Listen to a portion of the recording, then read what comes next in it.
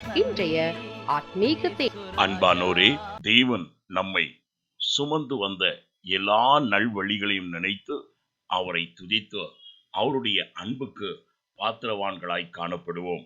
இன்று தினத்தின் தியானத்திற்காக உபாகமம் 1:31 உங்களுக்காக நான் வாசிக்கட்டும். ஒரு மனிதன் தன் பிள்ளையை சுமந்து கொண்டு போவது போல் நீங்கள் இவ்விடத்திற்கு வரும் வரைக்கும் நடந்து வந்த வழிகள் எல்லாவற்றிலும் உங்கள் தேவனாகிய கர்த்தர் உங்களை சுமந்து கொண்டு வந்ததை கண்டீர்களே. ஆம் பிரியமானவர்களே, ஒரு தகப்பன் தன் பிள்ளையை சுமப்பது போல இதுவரைக்கும் உன்னை என் தேவனாகிய கர்த்தர் சுமந்து வந்தவராயிருந்தார்.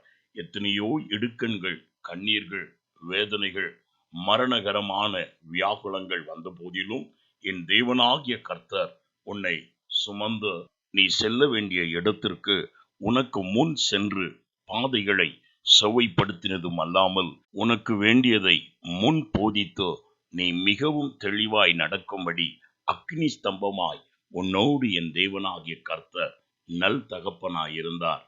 தகப்பன் தன் பிள்ளைக்கு இறங்குவது போல என் தேவனாகிய கர்த்தர் உனக்கு தம்முடைய மகா இரக்கத்தின் பிரகாரமாய் உன்னை எந்த சூழ்நிலையிலும் தனியே விட்டுவிடாதபடி உன்னோடு இருந்து உனக்கு தம்முடைய ஐஸ்வர்யத்தின் நிமித்தம் உன் வாழ்வில் வந்த எல்லா குறைகளையும் கண்ணீர்களையும் சீர்படுத்தி நிறைவுள்ளவனாய் தம்முடைய சம்பூர்ணத்தினால் உன்னை திருப்திகரமாய் நடத்தினதான விதங்களை நீ சிந்தித்து அவரை துதிக்கிறவனாயிரு.